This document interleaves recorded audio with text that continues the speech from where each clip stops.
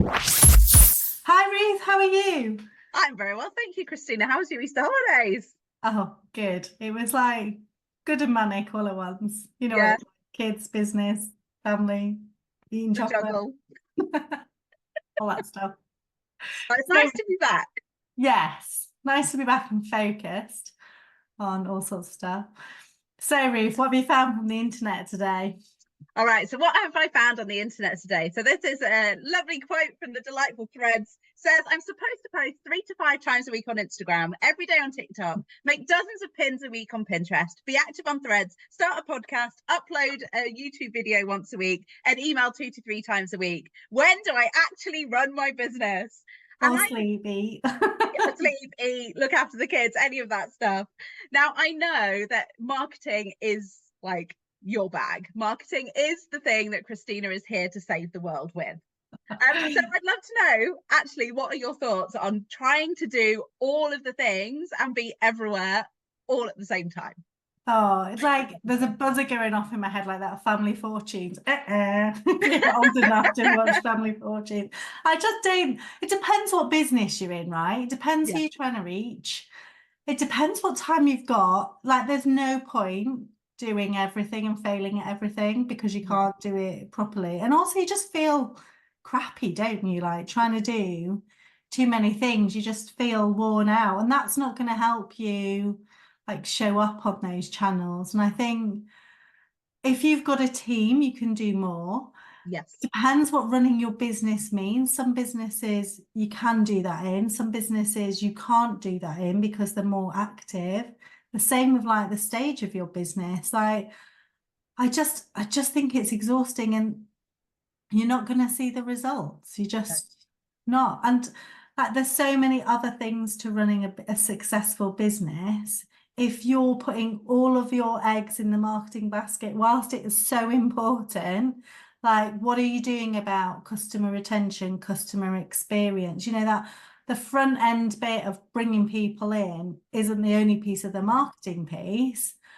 But also there's the how are your finances? Can you survive another week? And all of that kind of stuff, and making sure that you've got a profitable offering that if you're just focused on being on TikTok every day yes, and yeah, stuff, like you're missing a massive chunk of what you need to do to run a business. And you're not going to succeed, no. my view. No.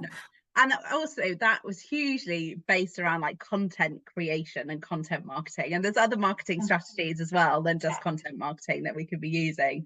But also not every business needs to be in every place. Like it depends on the business that you have. So my first business was a local business. It was all Yeah, leaflets and knocking on doors and having yeah, conversations with people in the park. I didn't use social media really at all to yeah, run that because I didn't need to. It was making connections and leveraging my network in a completely different way. So I guess it's that recognition that, you know, the shoulds come from the marketing gurus who tell us that we have to be on as many different platforms as we can yeah. possibly be on. But it's not realistic, it's not sustainable, and actually it's not essential either, I don't think, And to be also, everywhere.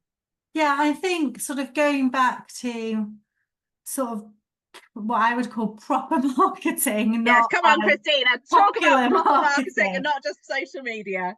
You need to pick your channels, right? And your channel decision. So that could be social media is your channel, and then you'll pick like within that what's the best channel or channels for you. Yeah, And you pick your channels based on what your business is, where your ideal client is, what your resources and skills and capabilities are, yeah, and the product or service offering that you've got.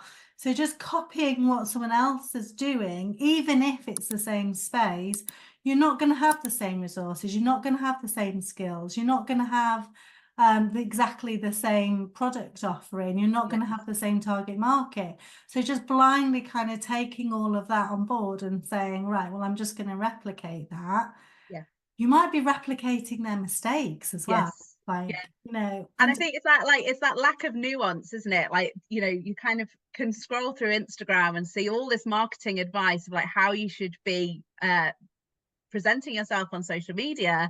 And like you say, either they could just be making a mistake themselves and they're perpetuating a mistake. It could be that it works for them because they've found that perfect combination of resources, the right channel, the right offer, and it's perfect for their ideal client. I think one thing that doesn't get talked about enough is actually your skill set.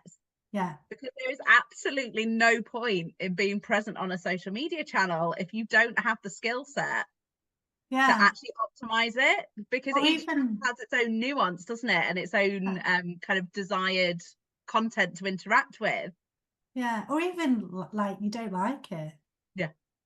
And also it's the impact that it has. Like a lot of people who create content do it on a one-by-one basis, and if every time you're creating content, one piece of content at a time, you're then sucked into a 2-hour Instagram scroll, like that's not going to serve you in your business. That is not running a business. That is like more kind of hobbyist, like getting easily distracted.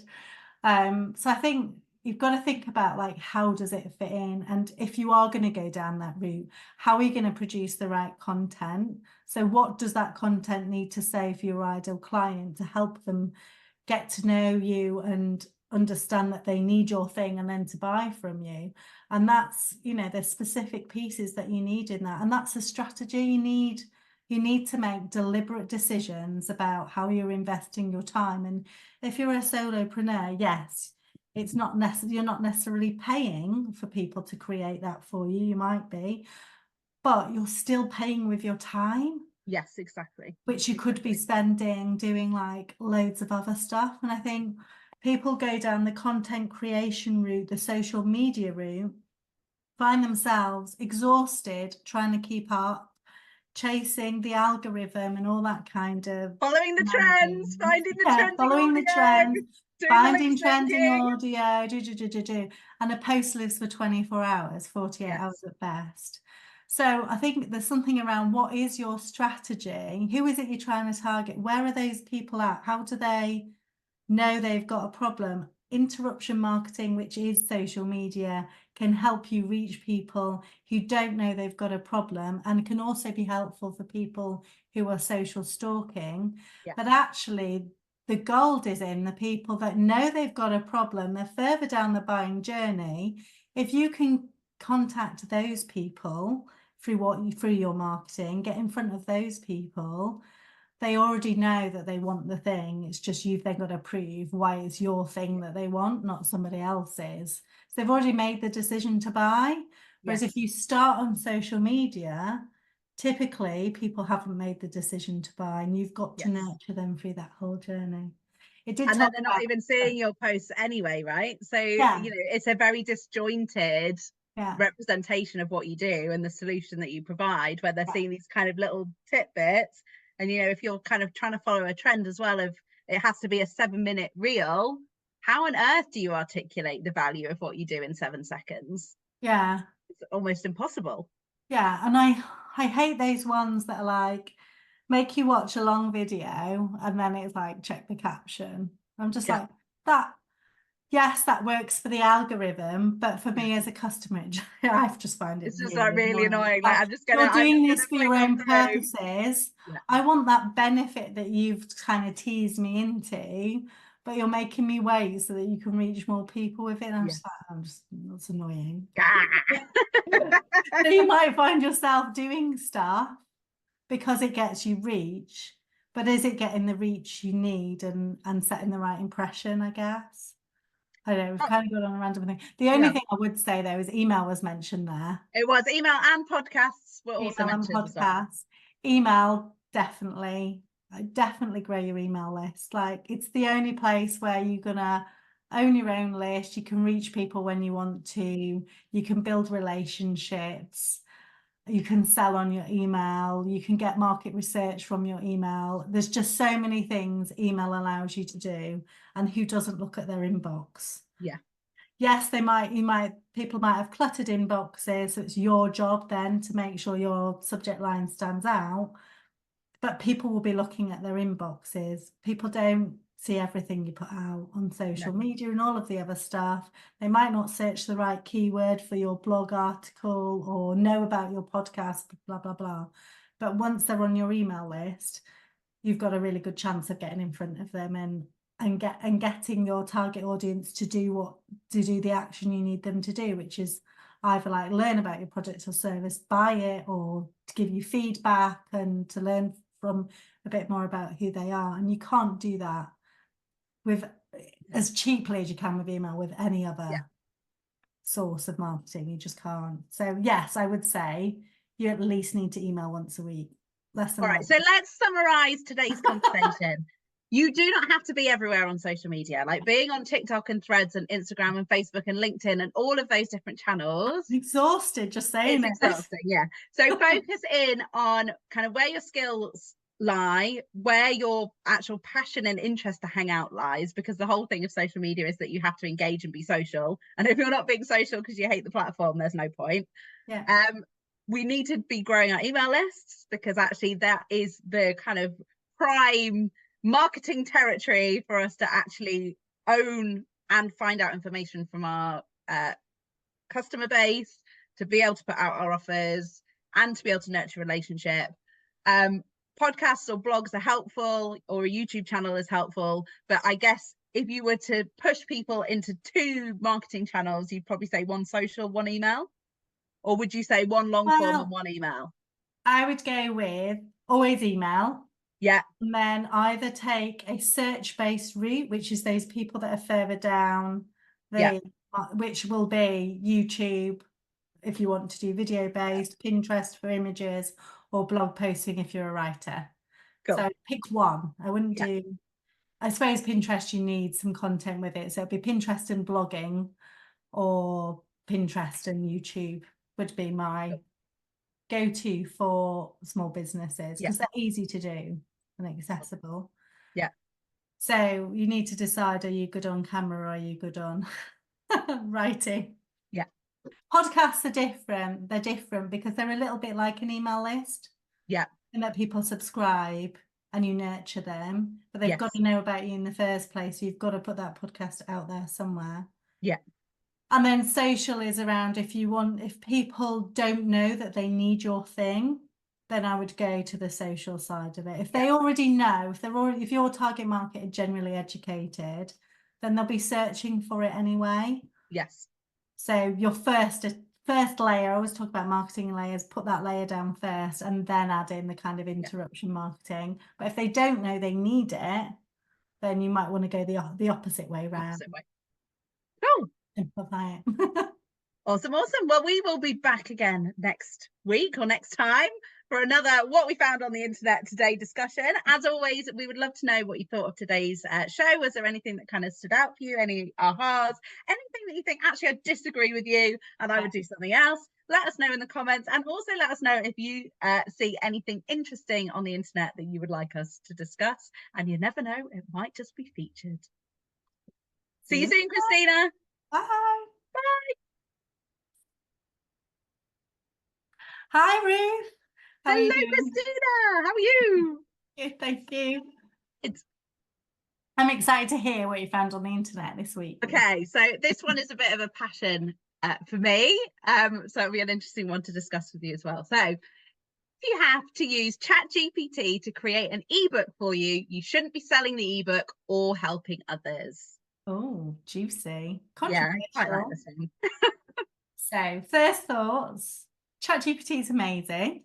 Yeah, I mean, I know Christina is like the AI guru. So yeah, Christina loves AI, and AI is a great tool when used for the right reasons, in this right way. But it doesn't replace your knowledge base. No. It doesn't replace you. I think like AI on its own, you produce an ebook, probably going to be outdated. Yeah. Not quite what you intended. Yeah. Could also be quite exhausting to get to the point of, depends what type of ebook it is, subject matter and the detail. Like, is it like an ebook giveaway ebook thing, like a freebie, or is it an ebook people are going to buy and spend, like a proper book size guide or something? Yes.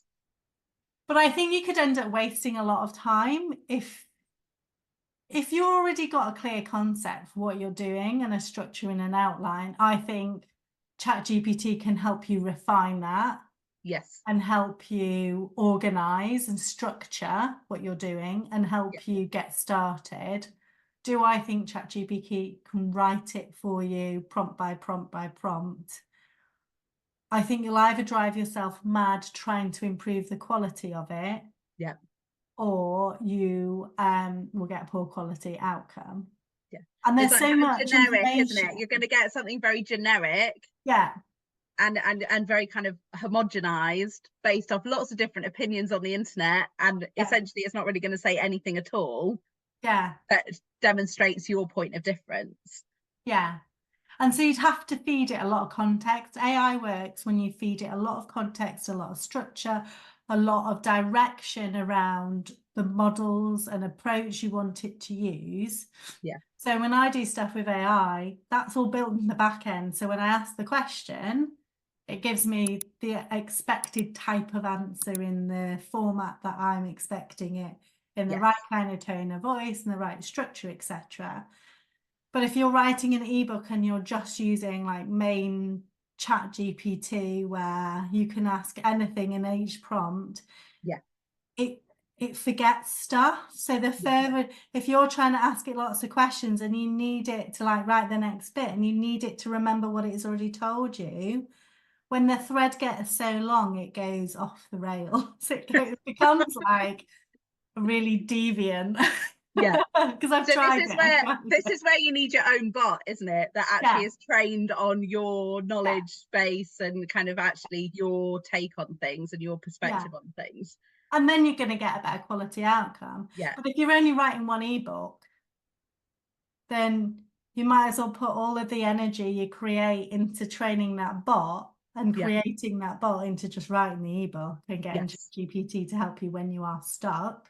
Yes. And helping you organize your thoughts and using it as a partner in creation rather than the donkey doing the work. Yeah. And also you can get things like skyrocket, unlock. Oh gosh, yeah. It's like the highlight to me that you've used ChatGPT. Master of the Seas. And you're like, what has Master of the Seas got to do with one of my clients is a tutor, maths tutor. Like mastering the seas as an analogy in a like, no, it doesn't fit. No, it just doesn't work. It just doesn't work. Let's just stop already. So you need to train it to do all of those things. And people come to me with like just writing a post, like, how do I get it to write a post? I'm like, well, you need stuff in the back end. The stuff in the back end that is part of the consistent content cure. There are different bots for different purposes, all individualized for businesses. The back end is like at least 25-page reference document on the process of what it needs to do. That's without the business information that also goes in. So if you're going to create that to create an ebook, it's a waste of time, isn't it, really? Point. You know, like you might as well just write the ebook. And I think that what this post is actually saying is that you don't have your own expertise, and what you're doing is you're relying on the bots to scrape the information from multiple sources to create something that's helpful to people. And that is, you know, fundamentally just absolutely not the way to be going about training and educating people. I mean, I've seen similar posts in the last week about using ChatGPT to create and sell courses.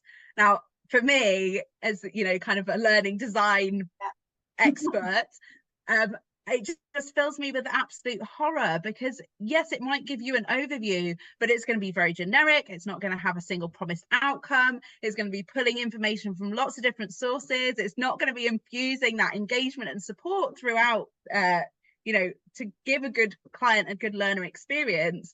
Like it's like a false economy. You go, oh, like it's going to save me time to do it in ChatGPT, but actually it's not really saving you time at all. And if you're using this kind of outline that ChatGPT gives you, it's almost like a false validation of like where your product is even going. Because you're not, if you haven't, you know, using ChatGPT, you haven't trained it. You haven't given it that 25 pages of background prompt knowledge before you've even input your own ideas into it. So it's never going to create anything that is valuable. And the risk, of course, for genuine experts in their field is that they're going to have their work from that they've published on the internet like scraped off, and their opinions mushed together with somebody else's opinion. And then you've got these people that basically don't know what they're talking about, trying to sell courses, which, you know, leads us to the whole kind of operating an ethical business piece. And it's quite scary, I think, that the power that people might have in terms of being able to put out essentially misinformation or plagiarism. It's popular opinion as well. So unless you tell ChatGPT otherwise, it's what's most popular that was on the internet.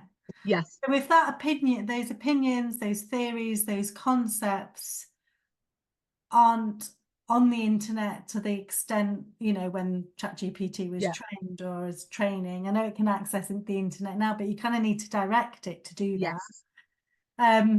It's going to pull popular opinion because it's going to be looking at the connections between, looks at connections between pieces of language. Yes. The more connections, the more likely that thing is to come up related to your question. Yeah.